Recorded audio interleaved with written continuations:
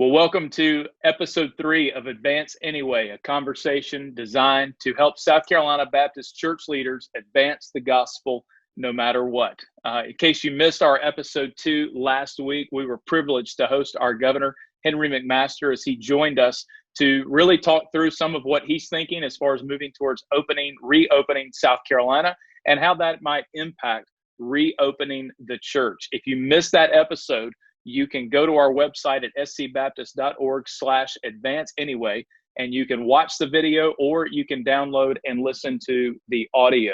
Obviously, as the governor has spoken about reopening our state, and as some move has been made even this week to lift the stay at home or be at work order, and restaurants beginning to open, retail beginning to open, the question is now circling amongst all of us as church leaders is, what does it look like for us to begin regathering the church? And so we wanted to gather a group of your peers to have a conversation to that end today, to talk about various strategies and steps that are being taken by churches across the state to move towards regathering. And so I am privileged to welcome to our panel today, Josh Powell. He serves as lead pastor of Lake Murray Baptist Church in Lexington. Josh is also our current South Carolina Baptist Convention president. We're also glad to have Alex Sands, lead pastor of Kingdom Life Church in Simpsonville. Alex is our SCBC president-elect. And then we've got Bryant Sims, lead pastor of First Mount Moriah Baptist Church in Greenwood.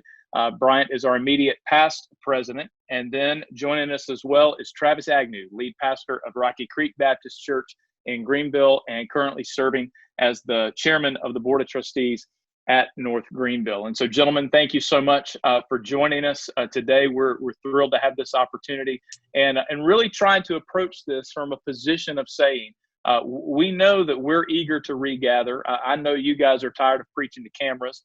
I know you're ready to see your church gather. Folks are ready to regather. We're eager to do this, but obviously we want to do it the right way, and we want to do it in the right time. And so there's wisdom to this as we listen to government leaders, as we listen to medical professionals, as we seek the Lord for his guidance and his wisdom. And so, Josh, I want to start with you. For you and your team at Lake Murray, what have been some factors you guys have really been weighing out, principally and practically, as you've thought through, prayed through, and began to plan for the regathering of your church? Yeah, so I appreciate it, Jay. It's great to be on the call with all of you guys. Respect every one of you, and I'm thankful for you. I'm really anxious and ready to learn from these guys to see what they're thinking as well. As we kind of thought through this, and I think it's been said many times, most of us had, when this all started, thought a couple of weeks, jump right back into it and get going. And even in my mind, thinking of how this is going to be great, man, get everybody out of here for a little bit, make them miss us, and then bring them back excited. But I think it hit me, about the week after Easter, or a little bit even past that, man, this is going to be complicated. That getting back together is going to be difficult. When I think of getting together, the first thing in my mind is the big worship service, gathering us all in one room, in one place, singing praises and celebrating. And for many of us, I know for my church, that seems to be still a little ways off, that we could do that safely and do it well. So as we've been considering this, we've done a couple different things. We're trying to make sure we're up to date with what's going on in our state, and make sure we're up to date with what's going on, of course, nationally, but even more locally. One of our pastors, we did the research even into our own zip code. There's a lot of data out there that you can look into to find out what are the cases, what are the case numbers, even in your own area. So even getting it down to where we are and what affects our people the most, really trying to stay on top of that data, just to know what's going on. And then the science of it, keeping up with how this thing, what will be some of the difficulties in gathering together, shared things, shared space, the passing of the offering plate. I just telling everybody to come in and throw all your money at me at the front is what I think we're going to have to do. But I'm just trying to keep up with what are the things, that we do when we do gather together that we probably don't need to do anymore, and make sure we keep up with that. at the same time for us, I mean, and these two things aren't mutually exclusive, but we also, we need to recognize that we don't want to forsake what the Lord's called us to be as the church. And yes, the church is not confined to any walls, but one of the great aspects of the church is that it gathers together to rejoice and to spur one another on for love and good deeds. So the moment we can get back to that, we want to get back to that. And we want to do that in a also a way that, again, not mutually exclusive, but we want to gather together in a way that loves our neighbor and loves one another and takes all of these things into consideration. So it's not an option for us just to go on perpetually like we are. We need to be getting back together. And so the hard work is then taking in the data, taking in the information, making sure what's close to us and what's best for us, and then trying to put that into practice. Excellent thoughts. And, the reality for us is that this is not something that we necessarily prepared for in seminary. I don't know about you guys, but I missed pandemic preparedness day in seminary training. And so all of a sudden we're trying to pay attention to data and resources that, for most of our church decisions, we haven't had to spend a whole lot of time.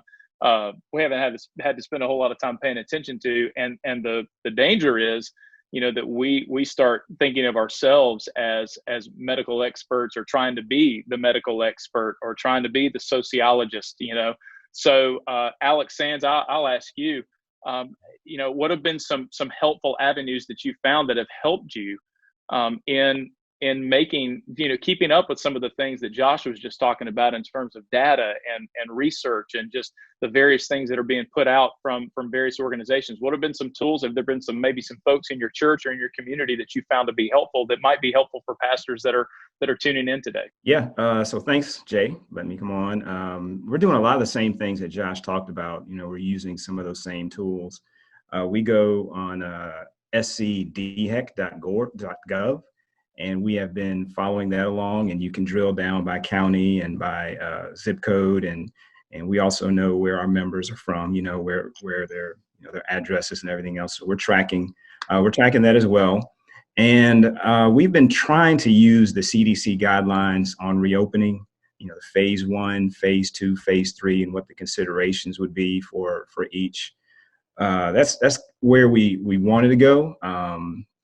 But it's still something you have to interpret and play with, but kind of massage. It's more art than a direct science. We have these different variables, and then you add in the human component that, restaurants are starting to open up. There's a lot of conversation on the news. One thing that's been helpful for us is understanding that the government has different variables that they're using to make their decisions on reopening than the church does.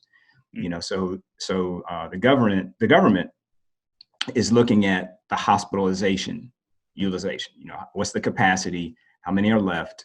And that's not something we're considering, in our decision on opening up, and being able to communicate that to our people, because everybody wants to come back, but to let everyone know this is what's important for us. Your safety matters to us above all, and I think our folks are understanding that, but we didn't see it. I thought we would be back in service yesterday, that everybody would be back and it'd be a great celebration, but it's just not going to look like that. And I think that is set in for all of our folks. This is going to be very, very different. Travis, to that end, I'll ask you, what are then, based on some of the things that you guys have been paying attention to and piecing some things together, what are some initial plans that you'd feel comfortable with sharing? What are some things that you and your team are beginning to put in place to move towards regathering your church? Sure. I was hoping I was going to get that question last so I could piggyback off everybody else, but I appreciate that. Tee up, Jay. On the spot now, man. I think what we're operating on is thinking through that in a lot of major stores and gathering spaces, that they're saying that for the government side of things, that they would be okay with 20% of capacity gathering, which I think that number has been something we've kind of latched onto, because initially the whole we had made plans for worship gatherings when there was the 100 mark. Then it went down to 50 and then went down to 10. And I said, okay, I quit. I can't, there's nothing I can do with that. And what I was really hoping for is at some point the government or the CDC was going to talk about percentage of capacity, because I really think that's kind of the spot that churches are going to have to consider. And so now that they're starting to talk through that, like what we're just looking at is for the most controlled environment that we could do would be our sanctuary, and what would 20% capacity look like for us. And so for us, that means us looking at multiple worship gatherings on a Sunday. And so what we're considering as we're thinking through this is, and there's a lot of ways to look at, but our initial plan, because I can remember, so March 15th was the last time we had service. I don't know about you guys. March 15th was the last one for us. That afternoon, Governor McMaster came on and said, 50 or 100 or something like that. I thought, okay, we'll work with 100. And then on Monday, Trump came on and said no more than 10. So everything we worked on Monday, we completely threw in the trash. So then what we considered was, how can we do this? And so we just started we had the loose plan back then. And what we're thinking about now is, come the right time, that we're going to assign people by small groups to certain hours of worship. And so look at the adults and their accompanying families. So because we didn't want to do it in a lot of different ways, but at least these people, if they have a relationship with one another, if they can worship together, that's going to be at least a sense of, it's not all these people I don't know, but some of the closest relationships, hopefully, in the church. But we're talking as far as, if you look at it, phase 1 was everything online. Phase 2 for us would be nothing but worship gatherings, no nursery, no small groups on campus, no nothing, with a very meticulous way of taking up the offering and who's opening the doors and what traffic patterns we're going in. And what we're considering is, so once again, having 20% capacity, and then having an hour in between services, and we're going to have our cleaning crew just there all day on Sunday and just hitting all those spots. And then we just keep them coming, because they obviously, in our situation, there's been a little bit more that they don't have to do as much over the weeks right now. So what we want to do is to have that. And the only thing that we've got to consider for us is that with this, if we look at the actual gatherings itself, like you guys have mentioned, they're going to be, if we just said, well, these 3 gospel groups and all their families, right? Because like there's a gospel group that I lead, and we probably within our families, I don't know how many, we'd have 30 or so with all the kids involved. If you think about generations there, is now what we're doing is the process of saying, if we open back up in a Sunday very soon, how many of y'all would realistically come? Because what I don't want to create is 8 or 9 worship gatherings and I only need 3. And so we're just, and so just the demeanor in which we're coming, our staff is all talking through our group leaders and saying, talk to your group. This isn't a pushy thing, but if they feel comfortable, how many realistically would come when we opened up, and if we were thinking through around this time? And then that's going to help us kind of narrow down exactly how many worship gatherings we have. But that's kind of that phase 2 part. In our mind, there's a phase 3 where you start adding in a few other steps, but really it's kind of, there's a little bit of medium-sized gatherings you could start doing. I think we might do midsummer of like, maybe we have children's and youth ministry, but it's not all these individual classrooms so much. And then there's maybe in the fall, possibly, whatever the new normal is. But that's kind of what we're considering right now. I don't know if that answers all your question, Jay, but that's what we're thinking at the moment. I mean, how many of you guys just about passed out when you heard Travis say 8 or 9 services? Yeah, man. Yeah. I already tuned him out. Sending more folks to Travis's church, man. We right up the street, man. No, I mean, Rocky Creek. No, I tell you the thing, like with who knows how many we have, because if we look at that, it's I can say, well, if everybody came, right, that's one thing, and we've got our Spanish service and stuff, but there's just no way of telling. So I mean, I think it'd be more realistic, like 5 to 7, probably realistically. But once again, and so we've had some different people in our church that have said, oh my gosh, that'd be, so horrible to do. And I said, well, don't tell a public school teacher that me talking for 5 hours would be hard on my feet. Don't say that to them, because they might a little balk at that idea. But so I don't know. We're trying to figure out, honestly, get some legitimate feedback to see how many people we're talking about. Yeah, that's great. And the whole feedback from people, I want to talk to you guys about that here in just a second, but I want to hear from some of the rest of you about how some of your thinking now, practically, as you're planning, as you're looking ahead. Maybe you're thinking in phases like Travis just outlined. That's been a very common thought. Alex, you mentioned that. That's been part of CDC's guidance, has been a very phased rollout, so to speak. So how would you guys respond to some of what Travis just shared? How is that similar to maybe what your church is thinking or planning, or maybe how's that a little bit different than what your church is thinking or planning? And Bryant Sims, you jump in on that one. He's got that. He does. So it's pretty similar to what we're planning, Jay. And I think the one thing that I would say before I talk about any of our plans, my friend Chuck Sprouse over here at 96 First, I don't know if this is original with Chuck, but I give him credit for it because he's the first guy that I heard say it. He said that we're all in the same storm, but we're all in different boats. Mm-hmm. And I think that's incredibly important for us to recognize, depending on the age of your congregation, depending on the maybe even the size of the grounds where your church is located, depending on the makeup of your worship center, if you have pews versus if you have chairs or some sort of other seating. All of those are factors that I think can change the timing and the plans that you have going into this. So we're working on the multi-phase plan, and we really don't call what we're doing right now a phase at all. I guess it could be our online phase, but we've not given that. But we've got 4 phases that we're looking at going forward.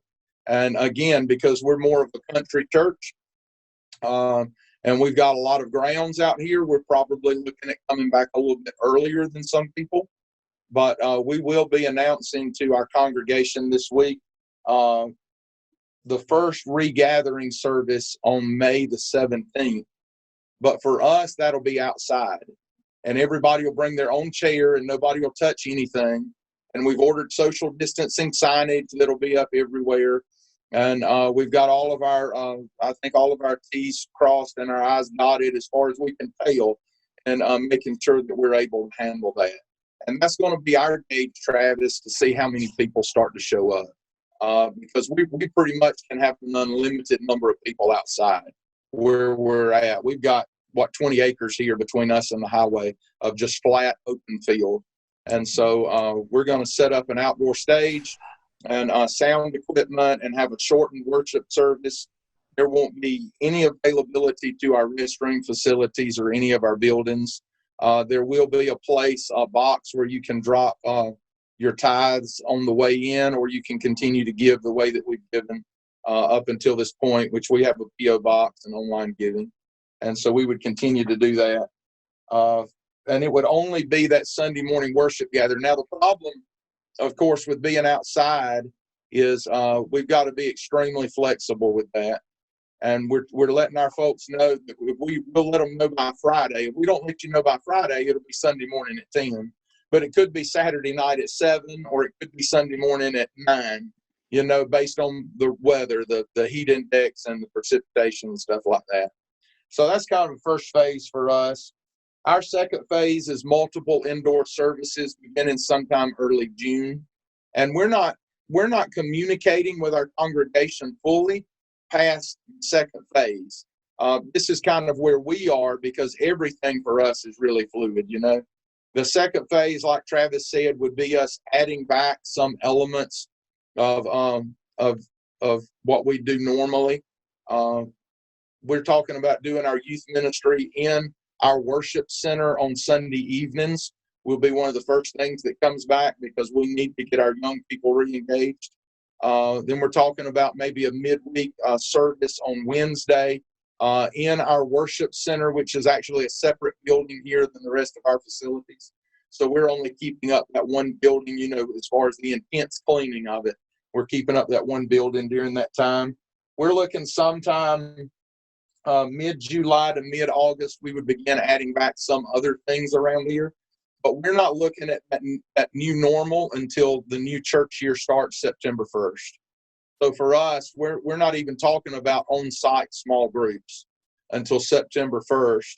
And I know in our plans, one of the things we've written down is we're not passing anything around, whether they be, orders of worship, or whether that be offering plates or communion plates for the remainder of the calendar year. So all of those things would make a comeback after January, and we'll see where we are sometime like that. Josh, Alex, anything you guys want to add to what Bryant and Travis have shared? No, Bryant, we're thinking along the same lines as Bryant is ahead of us. Their dates that they're looking at, and kind of the same thing. Pretty much anything that's food related, our coffee, donuts, things we used to have that's gone. Anything food related the rest of the year, we took it off the table. And some pretty intense clean. No tracks in the lobby. No communication cards. We're going to do all of that online. So yeah, anything somebody can touch, we're trying to take it out. Are you guys all kind of looking at that? So we'll start with Bryant's date, May 17th. Are you guys all kind of looking at that, say, from mid-May to maybe early to mid part of June? Is that a window where you would foresee you would have maybe that first Sunday of regathering? Are you guys all looking in that same frame, or are you looking a little bit further out from that?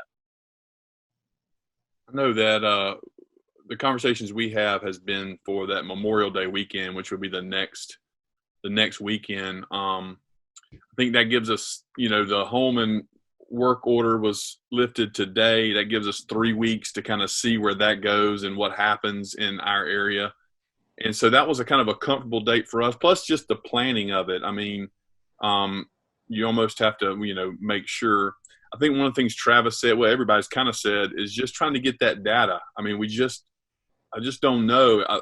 I know within our church, we have people, it's like the bell curve, you have people on one side that they're not coming out their house until the vaccine happens, and they've got this thing covered. And then you got people on the other side who are sitting here like, man, this is a nanny state. I'm ready to get out. Nothing's changed for me, and that kind of stuff. And so we know we have that, but it's that middle, like what's the number of people that are going to be, come out and be a part of this? And so just as Travis said, do you plan for 7 services and you got enough for 2? You know what I'm saying? And I mean, and so that's kind of what we'll be doing. And I think it's going to take us that 3 weeks to kind of get a feel for us, get a feel for what that data may be as far as what we need to plan for. What are some tools you guys are using to tap into the feelings that the folks that are connected to your church, and maybe even those that are connected to them that they might be inviting in, or those that you've connected with during this virtual phase? What are some tools? What are some ways that you are tracking and actually getting some of that feedback? Travis mentioned, specifically trying to get some feedback via life groups and other means like that. But what are some tools that you guys are using? And Josh, since you were just talking about it, why don't you start it, and then you guys just feel free to jump in on various ways that you're tapping into what people think about the regathering.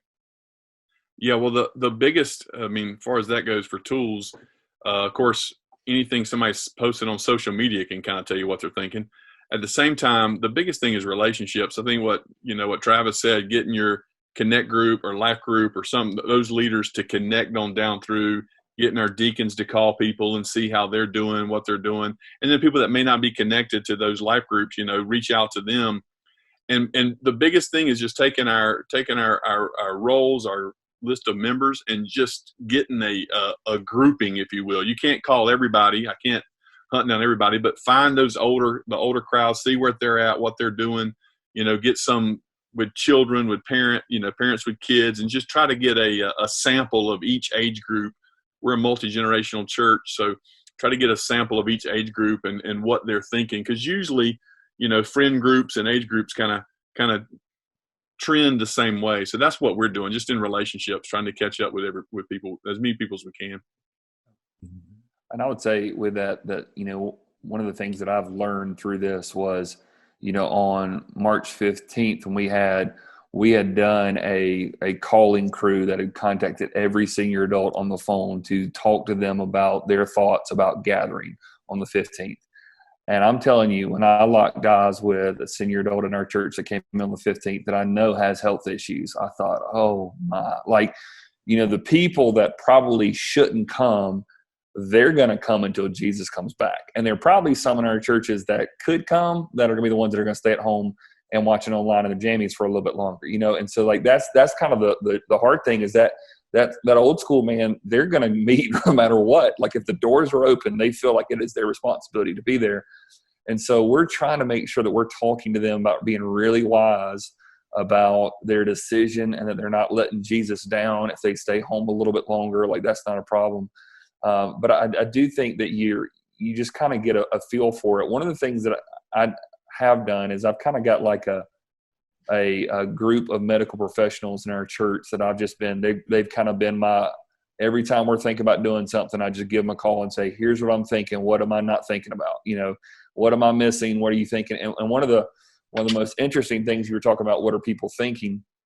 I have a friend who's a doctor down where Bryant is at the ER. And I think, at least last time I talked to them, in Greenwood County, they had, I think, 40-something cases of COVID, 0 deaths. But I think they said that they've had 2 deaths associated with fear from the COVID, because 2 people were having chest pains and called the EMS and then didn't want to go into the ER because of fear of the COVID, and ended up dying in their house. And so, one of the things that every medical professional that I've talked to, even those that are like on the front lines with this thing specifically, have all said, I'm more concerned about what fear is going to do to our culture than this virus is going to do to our culture.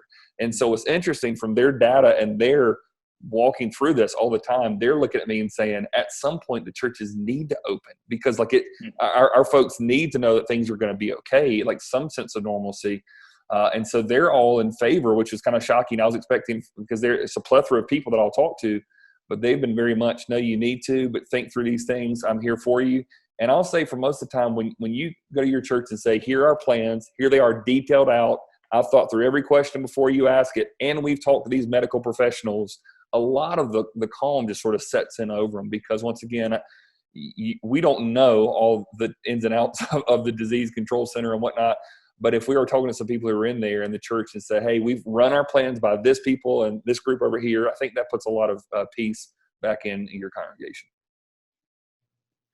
That's great wisdom, Travis. And that's one of the first recommendations that we have made. Our church strengthening and discipleship team put together a resource, 7 areas to consider, that we have posted on our Regathering Church site, on our scbaptist.org website. And there, that's one of the first initiatives that we recommend, is gathering a team, and specifically looking, for medical professionals.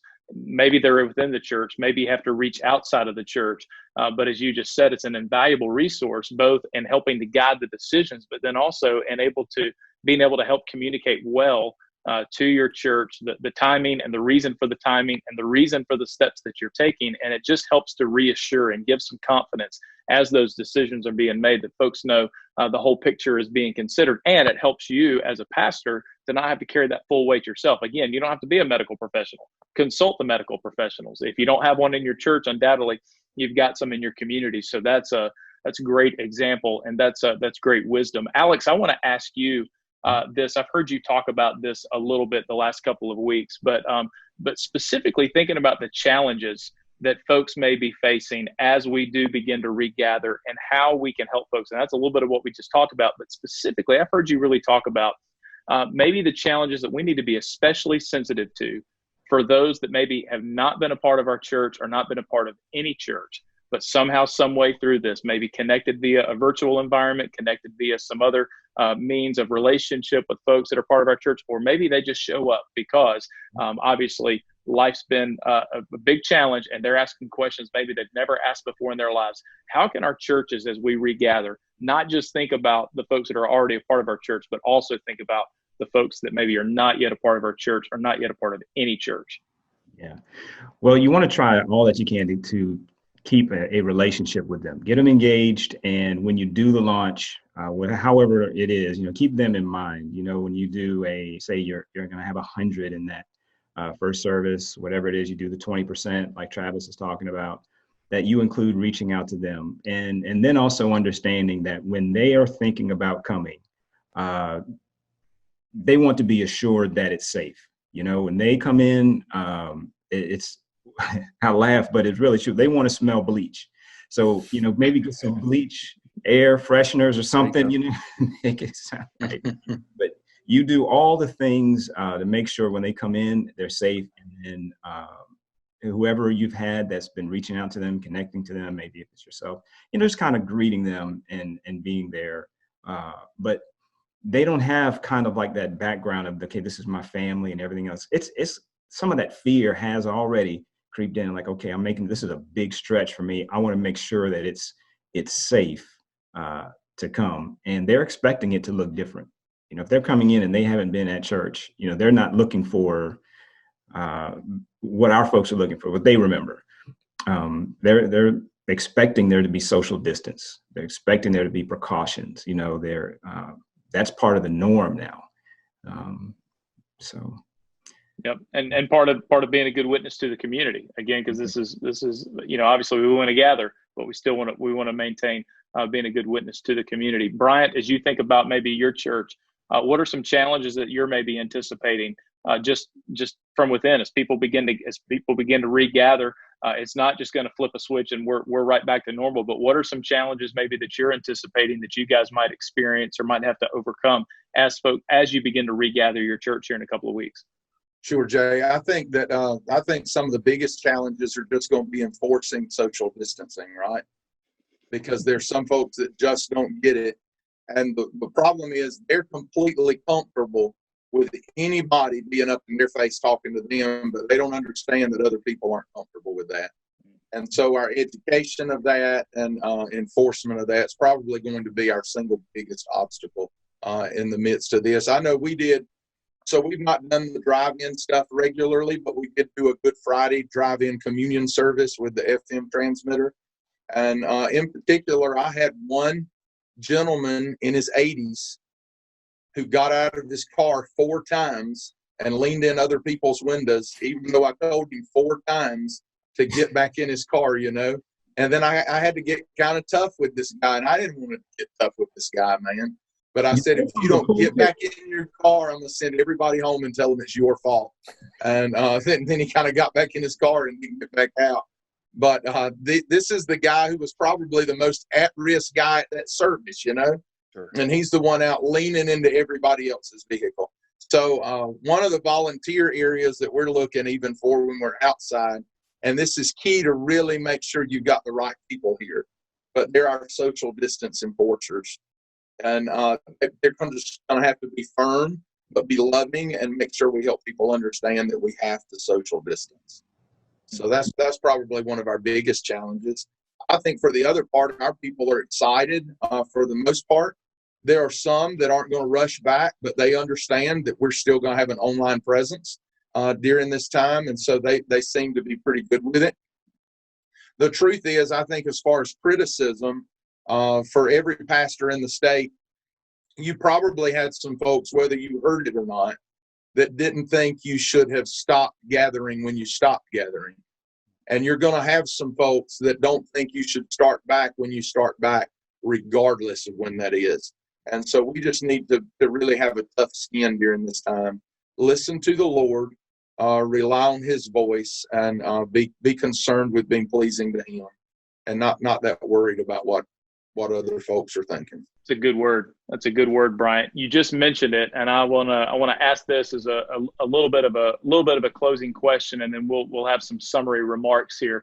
But you just mentioned, Bryant, your plans to continue on with an online presence. I'll just ask this open, and you guys just jump in. Once you begin to regather, as you work through the phases, and even let's just say everything runs like clockwork, and 12 months from now, disease is mitigated. There's a vaccine. We're regathering. We've got small groups going. We've got next gen ministry going. We're sort of getting back into a normal rhythm of gathering. Do you guys anticipate maintaining an online presence? And maybe you had it before this, and you've kind of beefed it up during this season. Maybe you didn't have it, and you had to piece it together and get it going for this season. But do you anticipate maintaining an online presence, and how do you see your online presence maybe continuing to grow even as you begin to regather? Yeah, absolutely. We're going to continue to keep our online presence, and we stream live, and it's something now we would not stop. I mean, this has been a good thing for us, a good thing in the sense that if you're looking for a bright spot, that's really been it, and it's been so much easier. Family members and friends and members' families, just tune in Sunday morning, and we've been able just to reach so many more people with the gospel. So yeah, definitely. We can't stop now. Horse has left the stable. And it's the same for us as well. We didn't have much. I mean, we, just putting sermons online after the fact before, but I mean, that's for various reasons. One of them, by this thing, we were forced to invest in equipment that was making it possible for us to have an online presence that would be in good quality and other things. So now we have that. And so now we're able to a little bit easier keep moving. But same thing for Alex saying, we're just maybe I was a little bit backwards before, and man, no, let's shut it down. We want people to come in and be a part of this. But man, just being able to see how our people have responded in inviting family members, people that would never, I've had countless church members say there's neighbors and friends that they could not get them to come to church with them. But now on Sunday mornings, they're over at their house watching the sermon together, having great conversations about it. So maybe that's a part of how the Lord kind of taught me a lesson through all of this of not trying to protect numbers just in that one environment, but recognize that the gospel needs to get out there as much as possible, and the online presence is helping us see that. We had we've done live stream for a few years now, and I think what's different is that we've obviously changed it from the live stream has always been treated almost as if someone is eavesdropping in on our conversation, what's going on, versus, hey, we're directing you in the living room right now. And the only thing that has even been processing through my mind is not that I think that is an ideal situation, but sometimes with travel and work and shut-in situations, do you even make further accommodations in the future and not just always treat it as they're eavesdropping in on our service? Is there something directly, but that's a whole nother level of work that I don't even want to go down that line of thinking right now, but it has something that's crossed my mind. Do you not look at it as, well, we just have it, but it's actually intentional for those situations. I mean, we, as everybody else, started using Zoom and different stuff like this for our groups. I'll say this, I've been shocked at the wide variety of groups that have gotten on. And what I did a couple of weeks ago is I tried to start popping in a lot of our individual groups. And I'd ask the leader, can I come in for like 5 or 10 minutes and just say, hey, I love you and pray for you. And it was one of the best things that I've done over the last month and a half. And one of the things was one group I was in there with a bunch of seniors who were like, it's so funny because they're like, do y'all see Travis? Is that him? And like, that's how they're still figuring out the tech, right? And but they said to me, one of them said, this is not ideal, but at least we have each other in this thing. And it's been so good. Thank you for setting it up. And so like in that kind of mindset, we've even done membership meetings. We had some people join through a membership class after Easter. There were some people who already received Christ. We're waiting to get baptized. We decided to do it that way. And the only thing I've even considered is, and once again, I'm even regretting even saying this. I'm just verbal dumping right now, or mental dump, is like, I'm thinking through those young parents who've got young kids and don't feel like they have time to be in a group or don't want to leave their kid in a nursery. Would I ever consider having some groups that meet seasonal online intentionally for those that might meet at 8:30 at night when all the kids are in bed? That, maybe you look at it not as but these are intentional and they're seasonal for certain people in life, whether they're shut-ins or different things like this, because there have been some people that have been able to join a group now that they typically can't because of their kid situation. And so it has caused me just to rethink, not as a move from this to that, but is it a stepping stone to something else, to be more intentional rather than just kind of it's a catch-all just in case. I think so.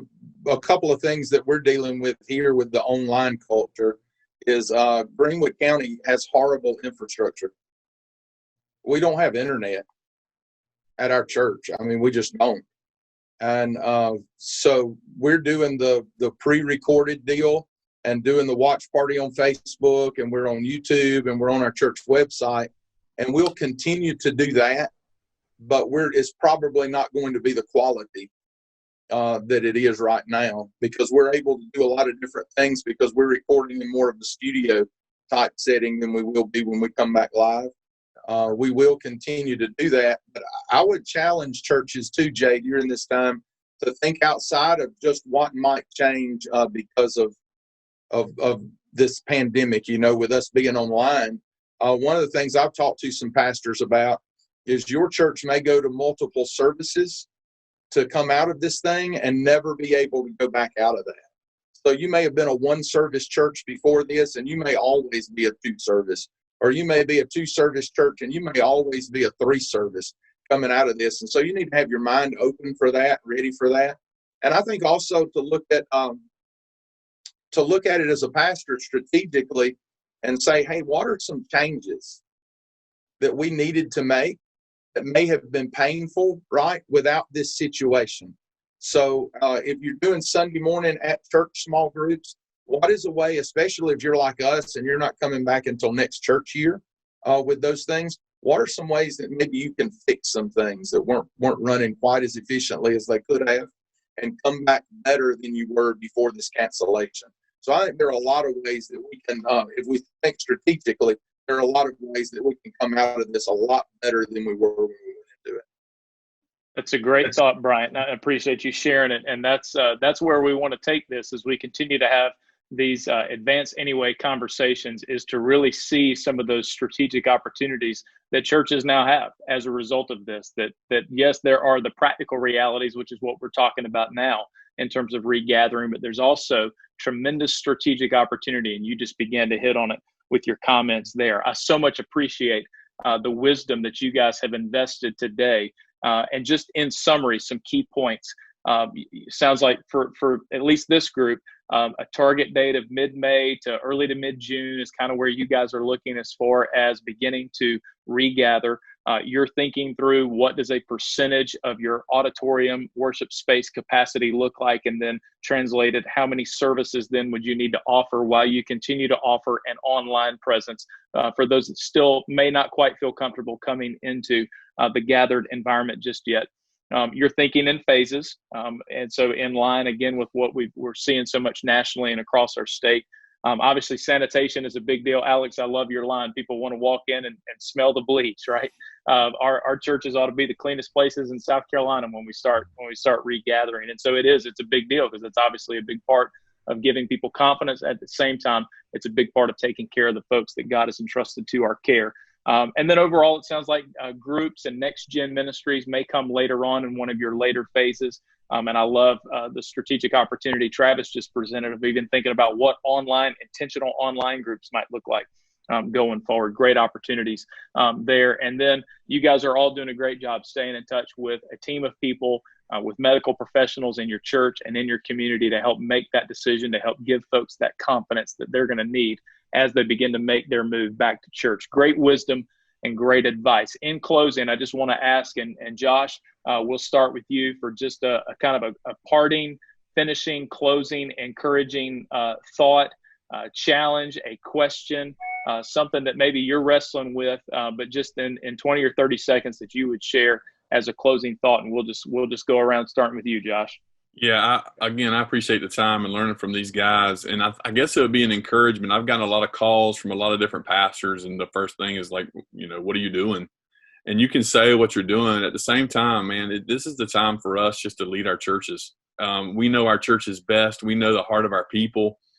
And I'm just not sure there's one solution for every church. I think every church is different. And just pray, love your people. Your people are going to come out of this. And it should be right that your people come out of this just thinking my pastor loves us and cares for us. And however you come out, if that's the way, then man, that's awesome. And so just consider your people and just know what's best for your congregation and of course learn from others, but just lead your people and lead them well as you seek to lead them to Christ. Yeah, I was going to say, I agree 100% with what Josh is saying. And Brian, I like your illustration about, the boats are all in the same storm. Mm-hmm. And we can't be afraid that some boats are going to come out of it before others. We can't feel that pressure of, okay, well, everyone else is leaving. You have to know your people. You have to understand where they're at and meet them where they are. And still, Jay, using your terms, advance anyway, how to do it. Yeah, I would just echo that with everybody. I think that no matter what decision you make, someone is going to think you're moving too quick and someone else is going to think you're moving too slow. And so at the end of the day, you want to know that before the Lord, you made a wise decision for the best interest of the souls of your people. And you remember 1 Peter 5:2, it says, shepherd the flock among you and not shepherd the flock beside you. I don't need to worry what anybody else is doing. I can, like you said, I can learn from them. But at the end of the day, I'm responsible for this flock that he's entrusted to me and not what anybody else is doing. And so at the end of the day, if you can say before him and before your people, I made the best decision that I could, asking God to give me wisdom and his spirit to guide me, but it's been for your soul's benefit. That's all you can do at the end of this. Sure. I would just say this, Jay. I think that this goes certainly for all of us here on this call today, that to the pastors of the South Carolina Baptist Convention, we believe in you, and God called you and he equipped you. And as you pray and seek his face, he's going to lead you. And we believe that you're going to do what's right. And I think that every man, one of the best things that I've seen that have come out of this pandemic is that we're all cheerleaders for one another finally. And we're pulling for you and we're praying for you. I pray for South Carolina Baptist churches every day, pray for a different group of pastors every day. And we know that the Lord's going to see you through this and that he will do everything he said he would do. So be encouraged and look up, because he's on our side. That's a great word, Bryant. And from all of you men, I'm so grateful for you. I'm grateful for your leadership and for your time, for the wisdom that you have invested today. I want to say to those of you that are watching or listening, if you've got questions for follow-up, feel free to leave those in the comments. Our team will be responding to those and pulling those together. We'll do the best we can to serve you and your church as you lead forward and as you make decisions to regather your church. We will be continuing this conversation through future Advance Anyway episodes. And so we want to make sure that you get the notification when there is a new episode coming. And so if you are not yet on our email list, we'd encourage you to visit scbaptist.org/advance anyway. You can get all of our previous video episodes and audio episodes. And down on the bottom is an opportunity for you to put your email address in. So that way you are notified every time there is a new episode. South Carolina Baptist church leaders, we are thankful for you. We're praying for you. And we are cheering you on as you advance anyway. We'll see you next time.